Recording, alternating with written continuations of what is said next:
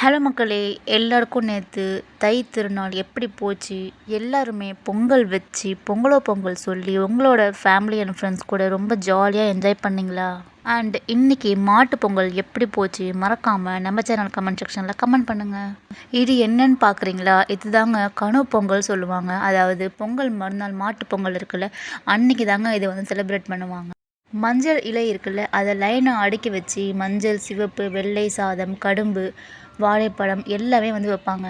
என்ன ப்ரே பண்ணிட்டு வைப்பாங்கன்னா, தன்னோட உடன் பிறந்தவர்கள், உடன் பிறக்காதவர்கள், அதாவது நம்ம சொந்தக்காரங்கள், அக்கா, தங்கச்சி, அண்ணன், தம்பி எல்லாருமே நல்லா இருக்கணும், அவங்க வந்து ரொம்ப சிறப்பாக வாழணும் அப்படின்னு ப்ரே பண்ணிட்டு தாங்க இந்த சாதம் வைப்பாங்க.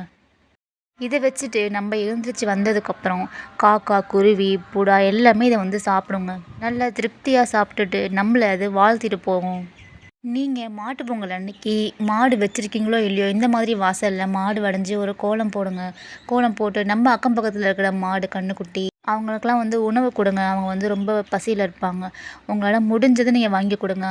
டெய்லி வாங்கி கொடுங்க. அப்படி கொடுக்க முடியலன்னா அட்லீஸ்ட் மாட்டு பொங்கல் அன்னைக்காச்சும் நம்ம அவங்கள வந்து கடவுள் மாதிரி வணங்கிட்டு அவங்களுக்கு வந்து நம்ம நிறையா செய்யணுங்க. இன்றைக்கி நம்ம நிம்மதியாக உட்காந்து சாப்பிட்றோன்னா அதுக்கு முக்கிய காரணம் மாடும் ஒன்றுங்க. விவசாயத்துக்கு கண்டிப்பாக மாடு முக்கிய பங்கு வகிக்குது.